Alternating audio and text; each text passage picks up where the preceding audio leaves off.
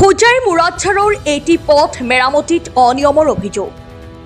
অক্সেক মিকিৰ গাঁৱৰ পৰা অক্সেক গাঁৱলৈ যোৱা লোক নিৰ্মাণ বিভাগৰ পথছোৱা মেৰামতিত অনিয়ম হোৱাৰ অভিযোগ তুলিছে সচেতন ৰাইজে। পথছোৱা নিৰ্দিষ্ট পিৰিয়ডৰ আগতেই জহি খহি গৈছে।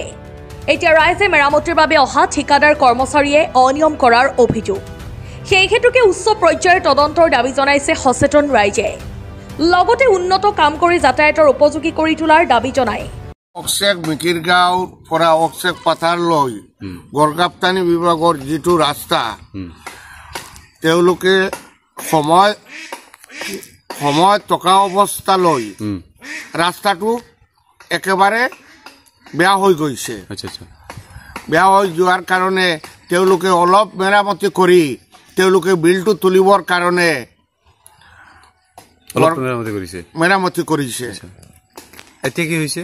এতিয়া তাৰমানে আমালোকৰ ৰাস্তাটো একেবাৰে বেয়া হৈ গ'ল। গোটেইবিলাক ৰাস্তাটো কিমান বছৰ গেৰাণ্টি আছিলে? ৰাস্তাটো 5 বছৰৰ গেৰাণ্টি আছিলে। কিমান বছৰ হৈছে কাম কৰা?